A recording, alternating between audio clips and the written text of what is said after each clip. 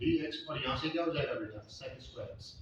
ये जो bracket multiply हो रहा है वहां पर जाकर क्या होगा, तो ये रहा answer sec square x upon 2y plus का। बिल्कुल बिल्कुल ऐसे उसी की तरह जिसके अंदर बुक में बहुत सारे टेंजेंट एक्स और वीडियो एक्सरसाइज में दिए हुए बहुत सारे साइन। अच्छा यहाँ पर देखो MCQ number 30 tangent inverse root x. तो अब रूट एक्स से परेशान नहीं होना, पहले टेंजेंट इनवर्स को समझते हैं। रेगुलर क्लास में बड़ी तफसील से पढ़ाया है कि टेंजेंट इनवर्स जो एफएक्स होता है ना उसका फॉर्मूला होता है 1/1 प्लस fx का square into derivative of fx। तो हमारे पास जो हमारा fx है वो है अंडर रूट एक्स। तो सबसे पहले तो इसका डेरिवेटिव निकालते हैं अंडर रूट एक्स का। ये हो जाएगा 1 की जगह पर 1 लिखेंगे अपॉन 1 प्लस fx का स्क्वायर। fx कितना है हमारे पास रूट एक्स, रूट एक्स का स्क्वायर निकालेंगे तो क्या बचेगा सिर्फ x, बराबर में लिखेंगे 1 अपॉन 2 रूट x। अब आप कहेंगे सर बुक में तो ऐसा कोई भी आंसर नहीं हो रहा, अगर इस 2 को बाहर छोड़ के बस इस रूट x को इन दोनों से क्या करवाएं मल्टीप्लाई करवा देंगे ना तो ये आंसर बन जाएगा। ठीक है एमसीक्यू नंबर 31 लिखते हैं।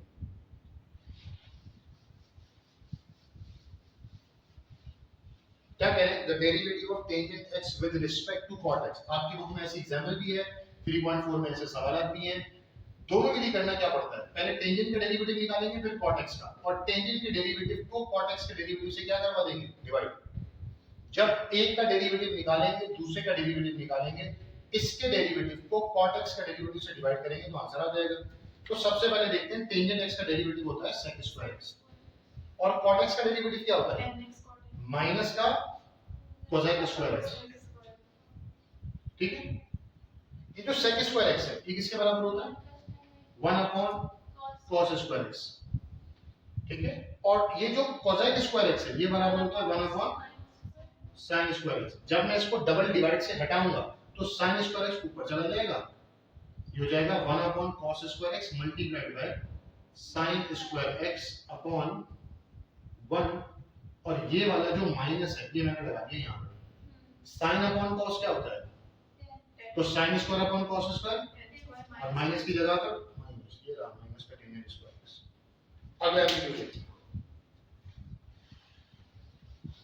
देखो एमसीक्यू नंबर 32 में आपसे क्या कह रहे हैं वो जरा देखिएगा। देखो क्या कह रहे हैं फंक्शन है ax square minus 3x minus 5, इसका रिजल्टेंट फाइंड करना है जब डेरिवेटिव किसके बराबर आ जाए 9 के बराबर। तो सबसे पहले तो मैं इसका डेरिवेटिव निकालता हूं। ax स्क्वायर का डेरिवेटिव होगा 2ax, 3x का डेरिवेटिव क्या होगा 3 और कह रहे हैं किसके बराबर है 9 के बराबर। ये किसके बराबर है बेटा 9 के बराबर और जहां जहां पर x है वहां वहां पर क्या पुट कर दूंगा मैं 2, तो ये हो जाएगा 2a 2, ये माइनस का 3 माइनस कर क्या हो जाएगा प्लस का 3, तो यहां से हो गया 2 टू द 4, तो ये हो गया बेटा 4a is equals to 12। a की वैल्यू कितनी आ गई हमारे पास 3। सही है एमसीक्यू नंबर 33 को देखते हैं। अब यहां पर हमारे पास क्या अप्लाई हो रहा है प्रोडक्ट रूल। क्या अप्लाई हो रहा है हमारे पास प्रोडक्ट रूल। तो पहले का डेरिवेटिव लेते हैं 2x, दूसरे का एज छोड़ देते हैं, फिर दूसरे का डेरिवेटिव लेते तो वो हो जाएगा 2 e की पावर 2x और पहले वाले को हम एज छोड़ते हैं, ये हो जाएगा x स्क्वायर। दोनों में से 2 भी कॉमन आ रहा है, e की पावर 2x भी क्या आ रही है कॉमन, तो ये ले लिया हमने 2x e की पावर 2x कॉमन, तो अंदर क्या बचेगा बेटा 1 प्लस x का स्क्वायर। हमारे पास यहां से बच गया सॉरी x, यहां से हमारे पास आ गया x प्लस ओके ओके यहाँ x नहीं आएगा। अगर हम कॉमन ले लेते तो वैसे आंसर बिल्कुल सही बन रहा था आपके इस ऑप्शन के मुताबिक कॉमन लिया हुआ नहीं, वरना अगर हम कॉमन ले लेते तो हमारे पास ऐसा बनता है देखो दोनों में से x भी कॉमन आ रहा है 2 भी कॉमन आ रहा है, तो ये हो गया 2x और e की पावर 2x, अंदर क्या बचता 1 प्लस x स्क्वायर। हो सकता है आंसर ऐसा लिखा हो 1 प्लस x, तो जो कि मैंने पहले भी यही लिखा हुआ था हमारे पास, जो मैंने यहाँ पे सॉल्व कर दिया था। बुक में इस तरीके की फॉर्मेशन दी हुई है तो हमने इसी तरीके की फॉर्मेशन में छोड़ दिया। अच्छा आगे क्या कह रहे हैं a की पावर x का डेरिवेटिव, अगर a की वैल्यू 0 से छोटी हो तो एग्जिस्ट नहीं करता, अगर a की वैल्यू 0 से बड़ी हो तो एग्जिस्ट करता है, उसका आंसर होता है a की पावर x ln। ठीक है ऐसा आप लोगों को देखने को मिलेगा चैप्टर नंबर 4 के अंदर टेलर सीरीज का एक सवाल है कि a की पावर x को 3 टर्म्स तक जो है वो डिफाइन करके लिखा। बात अगर a की वैल्यू नेगेटिव है तो एग्जिस्ट नहीं कर रहा, अगर a की वैल्यू पॉजिटिव होती तो उसका आंसर होता a की पावर x ln a। फिर एमसीक्यूज नंबर पता नहीं कहां तक हम पहुंचे थे, बैक स्क्रीन दिखाएं जरा एक बताओ।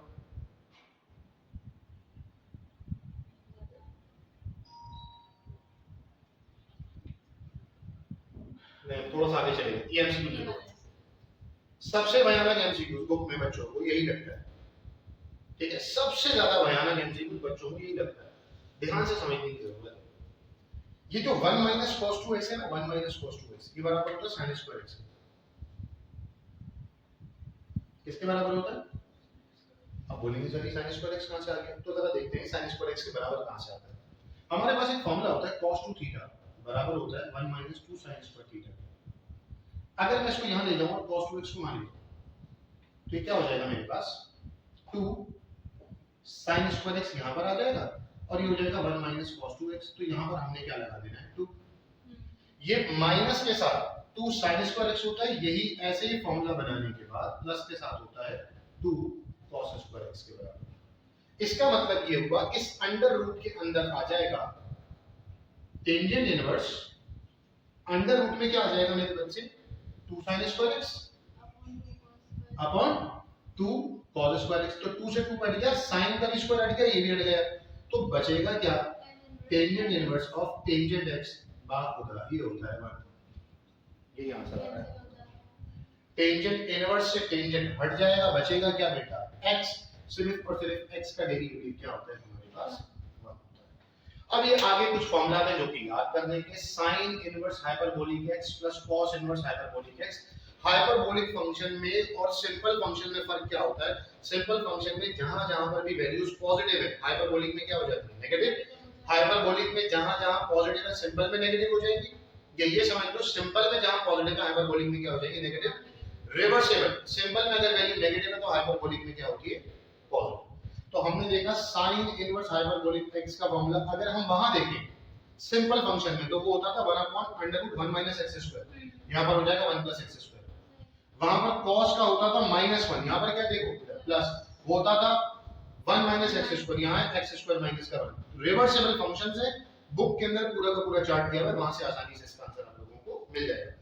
तो वो एमसीक्यू जिनके आंसर आप लोगों की बुक में टेबल में दिए हुए हैं उन पर हम बड़ी तफसील से गुफ्तगू नहीं कर रहे, तो वहां से आप देखेंगे। अगले एमसीक्यू की तरफ चलते हैं, जरा देखो क्या कह रहे हैं, the derivative of tangent hyperbola ax, यानी हाइपरबोलिक फंक्शन है। फिर से बोलिए, अगर टेंजेंट ax होता तो आंसर होता a sec square ax। Hyperbolic लग गया तो हमने भी क्या लगा दिया बेटा हाइपरबोलिक, दैट्स इट। अगले एमसीक्यू देखते हैं, एमसीक्यू नंबर 38। देखो भाई फिर से हाइपरबोलिक फंक्शन कह रहे हैं the derivative of cot hyperbolic inverse 2x। cot inverse 2x देखते हैं, cot इनवर्स 2x, इसका क्या होगा 2x का डेरिवेटिव होता है 2 माइनस अपॉन में 1 प्लस इसका स्क्वायर 2x का स्क्वायर, तो ये हो जाएगा हमारे पास -2 अपॉन 1 प्लस 4x स्क्वायर। ये सिंपल फंक्शन है, अगर इसमें देखो हाइपरबोला लग जाएगा तो ये वाला माइनस क्या हो गया बेटा यहाँ प्लस, और ये वाला प्लस क्या हो गया बेटा माइनस। यही करना होता है सिंपल। एमसीक्यू नंबर 39 कह रहे हैं कोई भी फंक्शन अगर इस तरीके से दिया हो fx ln 2x। अब इसकी छोटी सी ट्रिक है, बहुत ध्यान से देखिएगा, मेरे पास क्या लिखा हुआ है ln 2x। कह रहे हैं कि g is the inverse of x।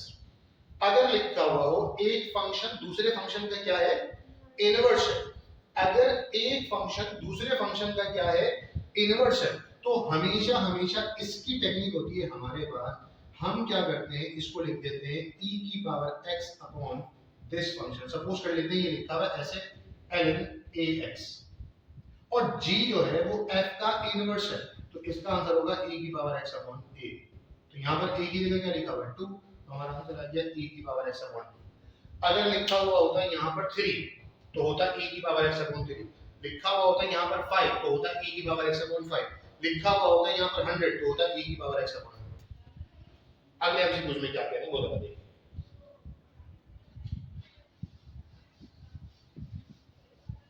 देखें क्या कह रहे हैं, एक फंक्शन है fx का a cos 3x, सबसे पहले तो उसका डेरिवेटिव निकालना है, फिर डेरिवेटिव के बाद क्या करना है वो बात की बात है।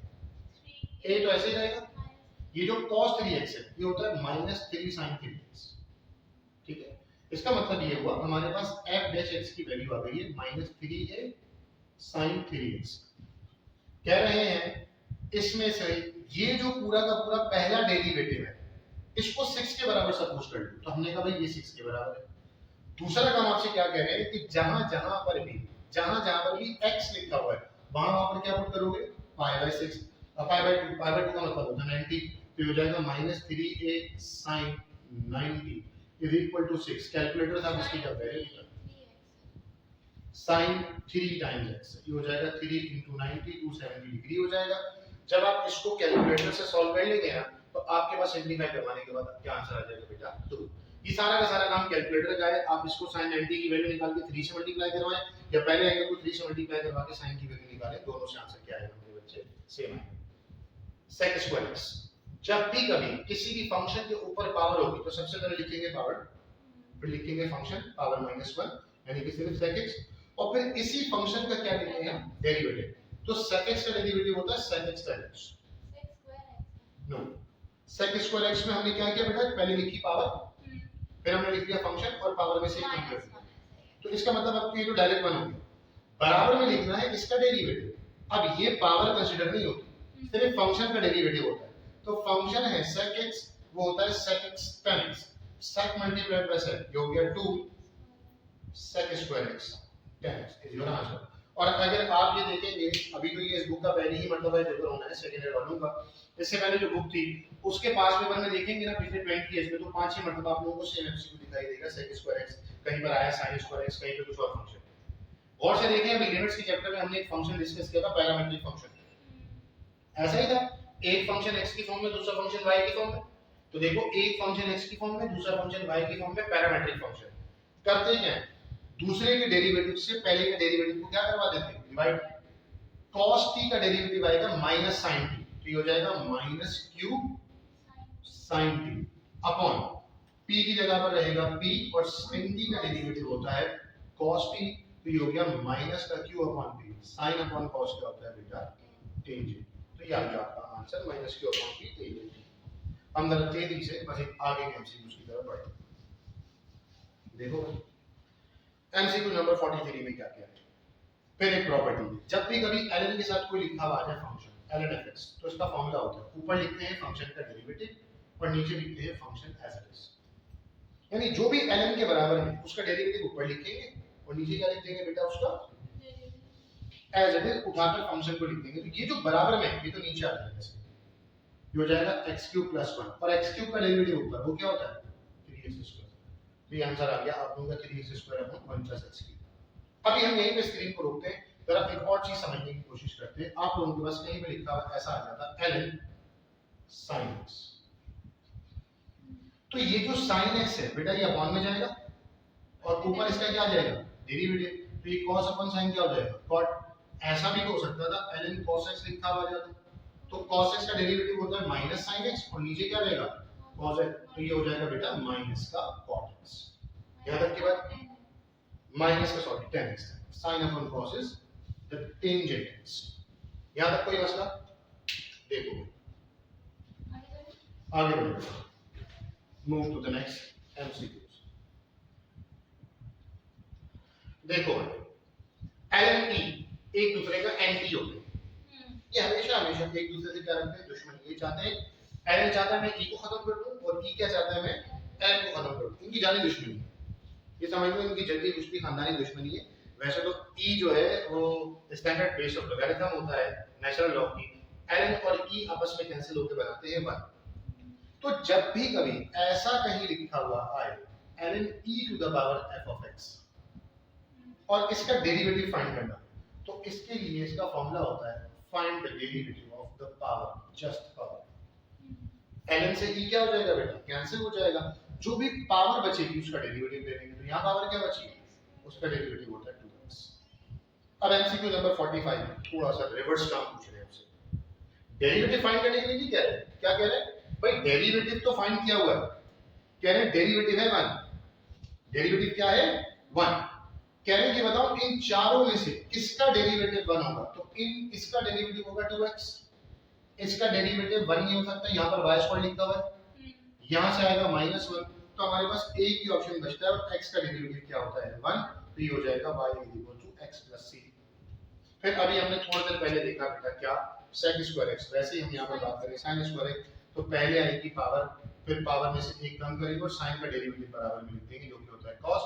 हो सकता है आपके पास जो चार ऑप्शन हो उसमें इसका फॉर्मूला लिखा हो, ट्रिग्नोमेट्री में 2 sin थीटा cos थीटा किसके बराबर होता है बेटा sin थीटा, किसके बराबर होता है sin थीटा।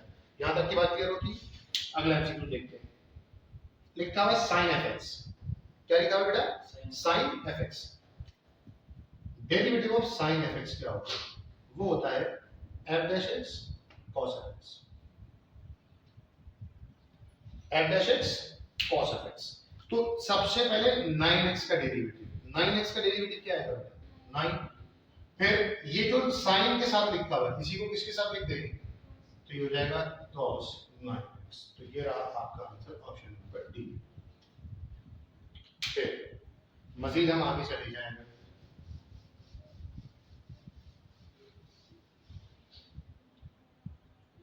ये तो मैं ऑलरेडी पढ़ा ही चुका हूं, ln sin x किसके बराबर है cot x।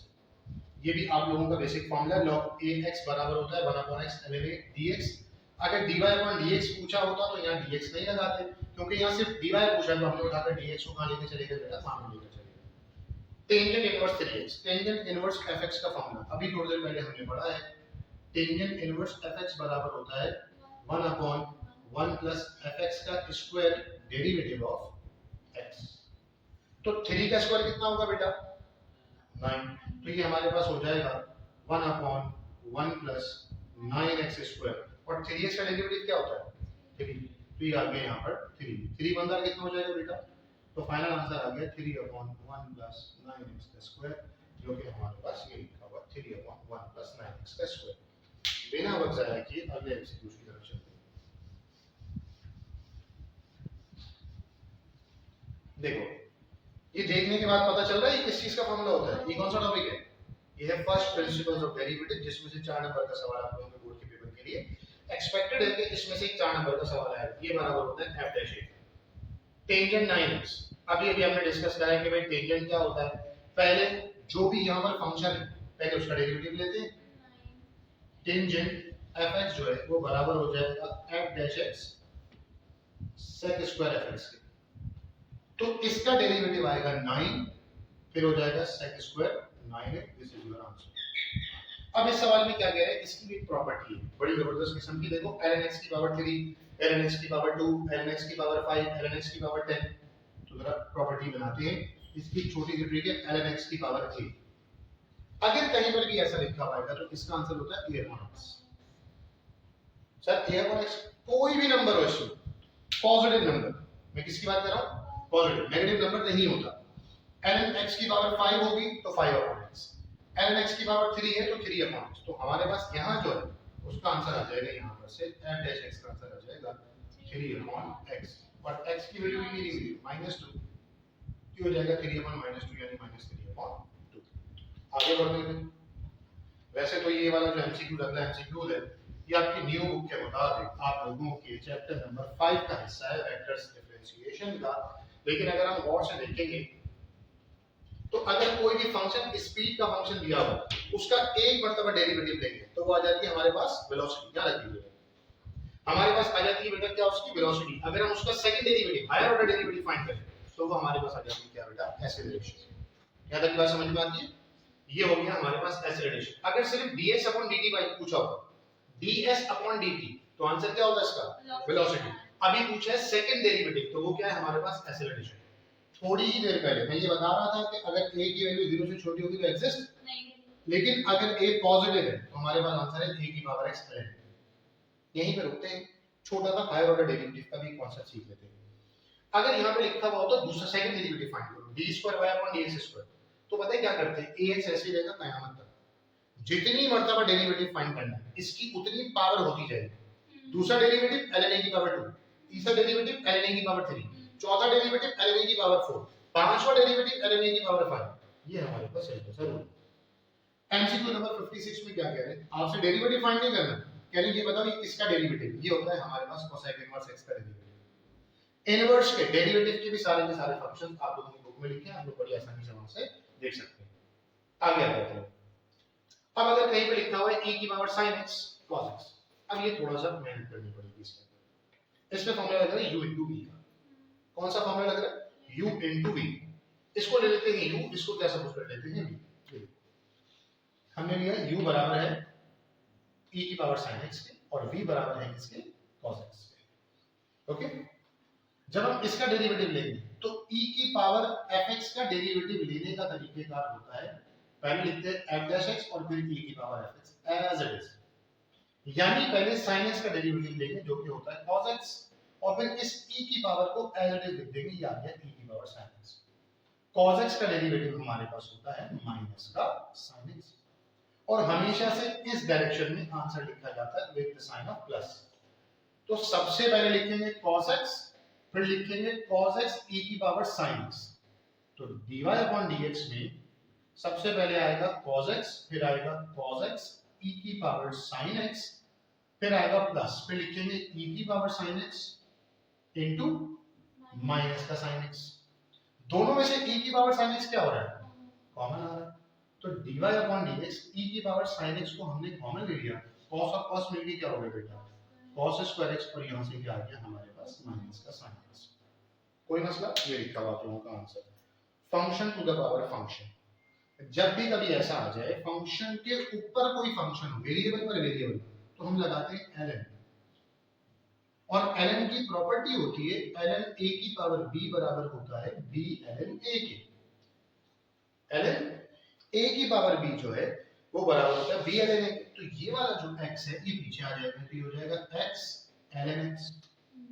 फिर से वही काम करना है, आपने एक को लेना है u, दूसरे को क्या लेना है v, u का डेरिवेटिव 1, v का डेरिवेटिव 1 अपॉन x, इस डायरेक्शन में पुट कर देंगे, यानी ln x 1 जा ln x, x को जब 1 अपॉन x से मल्टीप्लाई करवाऊंगा मैं तो ये क्या हो जाएगा बेटा, कैंसिल, बच गया 1 प्लस ln x, यही लिखा हुआ, ये रहा 1 प्लस ln x। तो इसका आंसर लिखने की ट्रिक क्या होती है, सबसे पहले क्वेश्चन लिखते हैं और क्वेश्चन लिखने के बाद ये जो पूरा का पूरा रिजल्टेंट आता है उसे उठाकर यहां कॉपी पेस्ट कर देते हैं। देखो जब आप कहेंगे सर डेरिवेटिव्स के इतने सारे एमसीक्यू, भाई केसेस ज्यादा हैं तो हम कोशिश कर रहे हैं हर केस का एक एमसीक्यू हम क्या कर सकते हो, कवर कर सकते हो।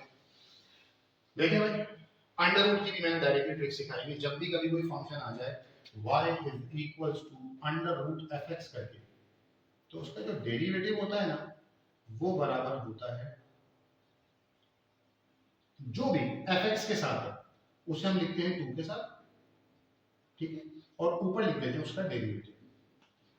तो a स्क्वायर का और x स्क्वायर का जब हम डेरिवेटिव निकालेंगे तो a स्क्वायर का तो कोई डेरिवेटिव नहीं होता, x स्क्वायर का डेरिवेटिव होता है 2x, और अपॉन में ये एज इट इज रहेगा a square plus x square, 2 से 2 क्या हो जाएगा कैंसिल, तो आंसर आ गया है x upon a square plus का x स्क्वायर।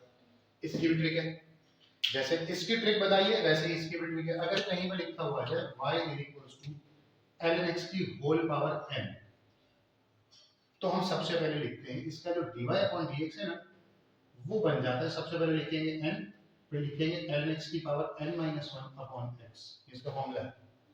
तो पावर कितनी इसकी, तो जब मैं इसका डेरिवेटिव फाइंड करूंगा dy अपॉन dx, तो सबसे पहले आएगा 5 और फिर n माइनस 1 का मतलब है 5 माइनस 1, तो ln x की पावर हो जाएगी 4 और अपॉन में क्या जाएगा x, ये रहा आप लोगों का आंसर 5 ln x की पावर 4 अपॉन x। जब भी कभी e की पावर x होती है, अभी थोड़ी देर पहले मैंने लिख के आप लोगों को मिटा दिया, पिछले एमसीक्यूज के अंदर बताया कि जो भी e की पावर होती है पहले उसका डेरिवेटिव लेते हैं और फिर e को एज इट इज लिखते हैं। तो 2x स्क्वायर का डेरिवेटिव होगा 4x, x का डेरिवेटिव होगा 1 और e की पावर को एज इट इज हमने यहां पे रिप्लेस कर दिया। आगे बढ़ते हैं, देखें अब यहां पर ln की प्रॉपर्टी अप्लाई होगी। कौन सी प्रॉपर्टी है, ln a अपॉन b बराबर होता है ln a minus ln b। अभी हम डेरिवेटिव पे नहीं आए, स्क्रीन को थोड़ा सा नीचे कर लेते, स्क्रीन को थोड़ा सा नीचे कर लेते।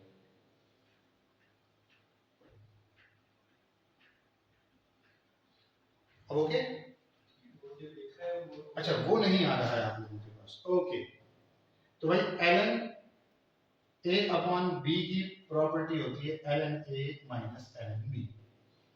अब ये जो ln a है, ऊपर वाली टर्म ln a हो जाएगी और नीचे वाली टर्म हो जाएगी हमारे पास क्या, ln का b, हो जाएगा ln 1 प्लस दिस। तो ये पूरा का पूरा तो खत्म हो गया, क्या बचेगा x, ठीक है। और x का डेरिवेटिव क्या होता है, वो होता है माइनस, ये ऐसे ही रहेगा माइनस ln 1 प्लस e की पावर x। अभी ln का सिखाया ना मैंने, तो जो भी ln के बराबर में होता है उसे अपॉन में लिखते हैं और ऊपर उसका डेरिवेटिव लिख देते हैं e की पावर x। तो आप इसका एलसीएम लेके जब इसको सॉल्व कर लेंगे तो आप लोगों के पास इसका एक अदद क्या आ जाएगा आंसर, 1 1 क्या हो जाएगा बेटा, 1 प्लस e की पावर x माइनस e की power x upon 1 plus e की पावर x। ये कैंसिल होकर क्या हो जाएगा 1 अपॉन 1 प्लस e की पावर x। फिर से गौर से देखेंगे, लिखा हुआ है ln ऑफ ln x। ये जो ln x है ये हमारे पास fx की वैल्यू है, तो फॉर्मूला बन गया ln fx। तो जो भी fx होता है वो पहले अपॉन में जाता है, तो ये ln x आ गया अपॉन में, ऊपर इसी का डेरिवेटिव लिखते हैं, वो कितना होता है 1 अपॉन x, तो ये आ गया 1 अपॉन x। इस वीडियो का answer 1 upon x ln x। आगे देखते हैं e की power tangent inverse x। e की पावर में मैंने क्या बताया, जब भी कभी e की पावर होती है तो पहले उसका डेरिवेटिव लिखते हैं पावर का, वो होगा 1 अपॉन 1 प्लस x स्क्वायर और फिर e की power tangent inverse x as it is रहेगा। तो ये आ गया आप लोगों का आंसर e की power tangent inverse x upon 1 plus x square. देखिए भाई चैप्टर में और कोई एमसीक्यू रहेंगे? नो। अब हमने डिस्कस करना है हायर ऑर्डर डिफरेंशिएशन। अगला टॉपिक है हमारा हायर ऑर्डर डिफरेंशिएशन। जिसको डिफरेंशिएशन समझना है उसको हायर ऑर्डर डिफरेंशिएशन भी समझना होगा। अभी अभी मैंने आप लोगों को इसकी क्या बताई बेटा, ट्रिक बताई कि 1 अपॉन x का अगर मुझे डेरिवेटिव फाइंड करना हो तो हम कैसे फाइंड करते हैं। अभी कह रहे हैं इसका ट्रिपल डेरिवेटिव फाइंड करो। कितना डेरिवेटिव फाइंड करो, यानी 3 मर्तबा डेरिवेटिव। तो जब मैं इसका पहली मर्तबा डेरिवेटिव फाइंड करूंगा y डैश, तो ये मेरे पास आ जाएगा, इसकी पावर 1 है तो ये हो जाएगा माइनस 1 अपॉन x स्क्वायर। फिर जब मैं दूसरा डेरिवेटिव फाइंड करूंगा तो ये हो जाएगा